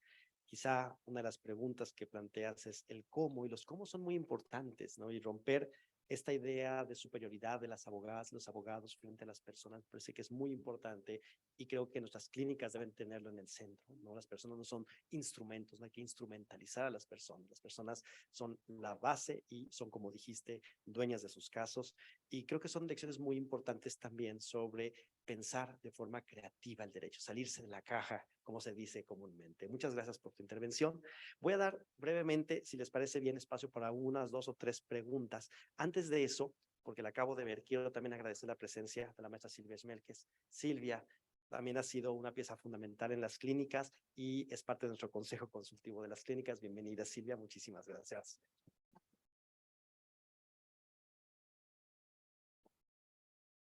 Y pues como tenemos poco tiempo, porque después de esta presentación vamos a ir a cortar el listón al centro interdisciplinario y les vamos a ofrecer un pequeño brindis. Entonces, antes de entrar a esta parte conclusiva, lo que les pediría es aprovechemos a nuestras ponentes, demos espacio para unas 2, 3 preguntas y cerramos con las intervenciones de nuestras ponentes sobre las preguntas y sobre lo que ellas nos quieran adicionar. Entonces, se aceptan preguntas. Quien quiera levantar la mano, podemos pasar con micrófono. Si es que hay preguntas o si hay reflexiones, adelante, por favor. Les pedíamos también que fueran breves en la medida de lo posible. Sí. Sí. Gracias, Ricardo. No, fíjense que no es una pregunta, pero es un poco una provocación de lo que decía la comisionada Yulisa Mantilla del caso Campo Algodonero en México. Y hay otros casos también, es que se me viene a la memoria ese enorme caso del sistema interamericano Karen Atala, Chile. Pues eso se fraguó en la clínica de la Universidad Diego Portales. O sea, creo que si uno hace una reflexión de qué casos en el sistema interamericano, y bueno, cambió todo el tema de las familias, ¿no? Homoparentales y lesbomaternales. Y ese caso se tejió en la clínica de la Universidad Diego Portales de cabo a rabo, ¿no? Entonces, claro, o sea, el amicus curiae, pero todo el trabajo que cambió, pues la jurisprudencia del sistema, que la avanzó, la adelantó, cambió el tema en Chile, en la región, producto de un trabajo de una clínica, es muy importante. Nada más eso. Gracias. Gracias, José Luis. Adelante. Muchísimas gracias. María Silvia Manueli, coordinadora de la Oficina para América Latina de la Coalición Internacional para el Hábitat, perdón el nombre tan largo. Un comentario nada más, quería agradecer realmente a la Ibero por la oportunidad de abrir la primera clínica, yo creo que en el país, y no sé si en América Latina, de derecho a la vivienda adecuada. Recordar que en el país el 50% de la población autoconstruye su vivienda y el 73% no puede acceder a una vivienda ni por alquiler formal ni por compra. Estamos, por lo tanto, frente, desde mi punto de vista, a una crisis de la vivienda muy seria y frente al hecho que hay muy pocos abogados, abogadas de oficio y, desafortunadamente, una muy baja cultura, me parece, del pro bono en los despachos del país, ¿no? Aun cuando hay algunas excepciones interesantes. La clínica nos va a permitir poner a discutir el derecho a la vivienda adecuada y el supuestamente sagrado derecho de propiedad, lo que nos, digamos, considero que es un reto importante, por ejemplo, poder evaluar o incidir en una decisión civil, ¿no? También desde la perspectiva del derecho a la vivienda adecuada. Creo que esta clínica hacía muchísima falta y quiero de verdad agradecer mucho a la Ibero por haber abierto las puertas a este esfuerzo. Muchas gracias.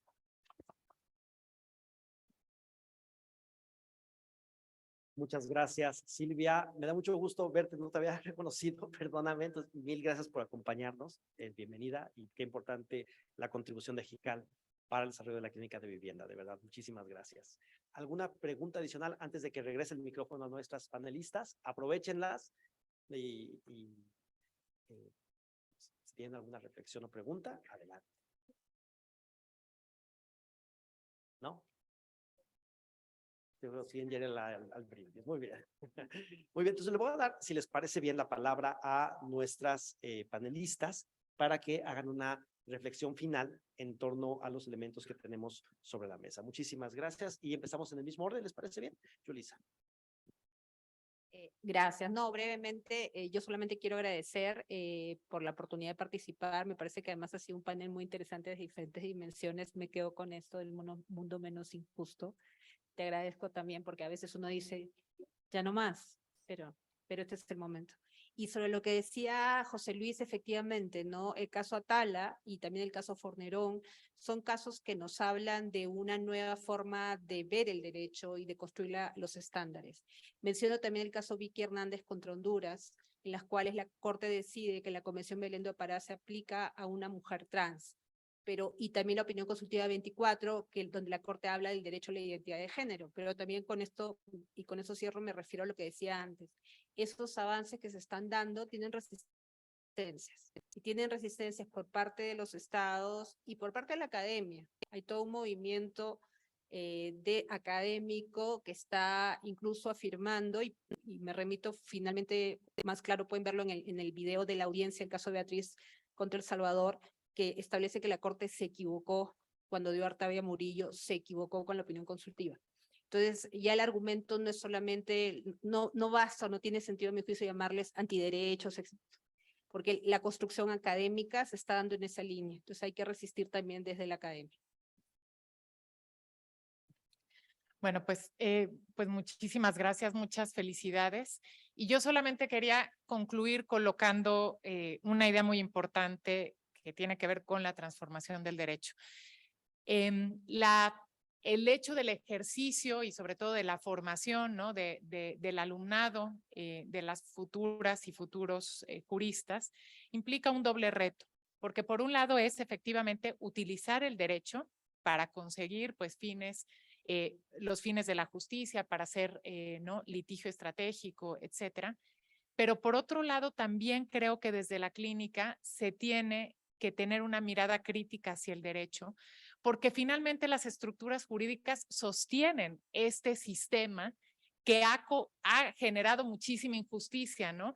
Y que ha provocado la discriminación, la vulnerabilidad de grupos históricamente, ¿no? Pero también el enorme riesgo que tenemos, ¿no? De nuestro planeta, ¿no? O sea, de perder nuestro planeta. Entonces, esta doble dimensión de, por un lado, utilizar el derecho estratégicamente, ¿no? Para causas como la defensa de la tierra y territorio, que me parece muy importante, pero por otro lado, jamás perder de vista, ¿no? Que el derecho no es neutro, que el derecho sostiene y favorece a los grupos privilegiados y que desde nuestra posición de privilegio, porque es muy importante reconocer que estamos en una posición de privilegio, porque tenemos acceso a la educación superior, porque estamos en una universidad privada, porque tenemos muchas cosas que muchos y muchas mexicanas y mexicanos y muchas personas en el mundo no tienen.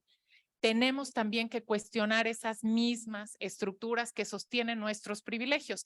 Y esto es muy duro porque implica también la no instrumentalización de las personas a las cuales vamos a acompañar, ¿no? Y es aprender a ver a las otras y a los otros como iguales, tener un diálogo de saberes y estar dispuestos también y dispuestas a renunciar a esto, pues a estas estructuras que nos sostienen para tener un mundo, y pues me suscribo, menos injusto. Así es que muchas gracias.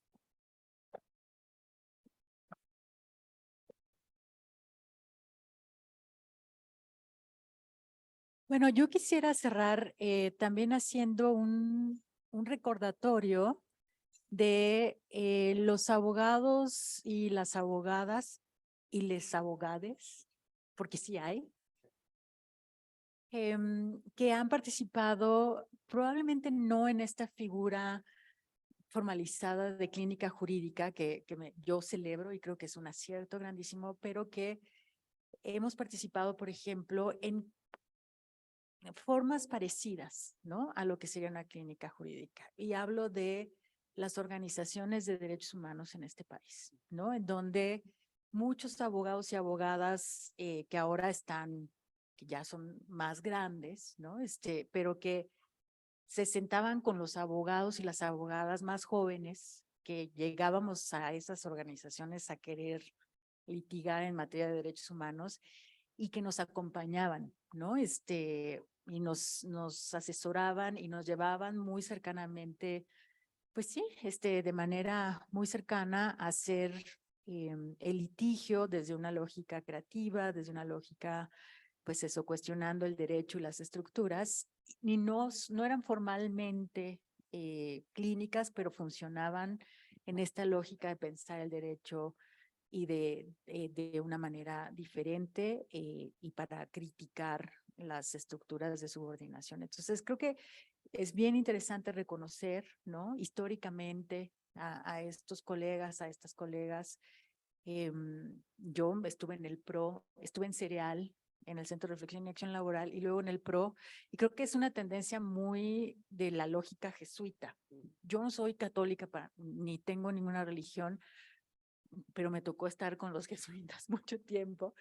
Y creo que esta lógica de pensar las cosas cercanas a las comunidades, a los grupos, a tratar de hacer la justicia no algo inalcanzable, sino algo más del día a día, es mucho de lo que los hombres y las mujeres desde esta lógica pues sí, más cotidiana han aportado a los movimientos sociales, y creo que la Ibero pues da otra vez este ejemplo de tratar de llegar a las personas de a pie, ¿no? Y de hacer de estos litigios ejemplos de una vida digna. Entonces yo las felicito, los felicito, les felicito, y las invito a todas las estudiantes que se inscriban, pasen las materias, hagan lo que puedan hacer desde ahí. Seguramente, pues ojalá y no les pase como a varias de nosotras, de que en algún momento dices, ay, ¿yo qué estoy haciendo aquí? ¿No? Sino que digan, qué buena opción que vine aquí, que la clínica jurídica me ayudó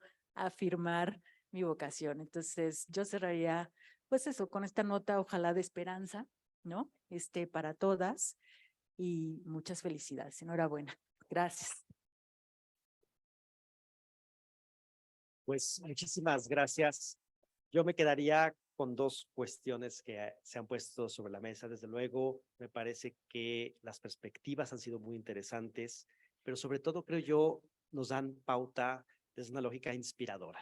Es decir, yo esperaría de verdad que nuestras y nuestros estudiantes, nuestros estudiantes, se apropien de las clínicas, se apropien de sus propios procesos de preparación y de formación, y que visualicen todas las posibilidades que existen, que se pueden alcanzar a través del derecho. Hay otras cosas que no, pero hay muchas cosas que se pueden alcanzar a través del derecho para buscar generar una mejor sociedad. Entonces, de verdad es bien importante que todas, todos, todes se apropien de estos espacios que son suyos, son espacios además que les van a ofrecer una formación muy importante, y pues qué mejor que arrancar la inauguración de este espacio con estas palabras. Y pues les agradezco de veras muchísimo el espacio, el tiempo, las intervenciones, a ustedes su atención y su asistencia, y les pedimos que ahora nos puedan acompañar. Tenemos que hacer un pequeño recorrido hacia el espacio clínico, donde vamos a hacer un corte simbólico de listón, y también vamos ahí, les invitamos a ver la exposición que está preparada, que fue diseñada por la Dirección de Difusión Cultural, y que también me parece es muy importante en esta lógica interdisciplinaria de la que ya nos hablaba Begoña. Así que nos vemos por allá, les pedimos que nos acompañen, y pues ahora llegó el momento de celebrar. Gracias.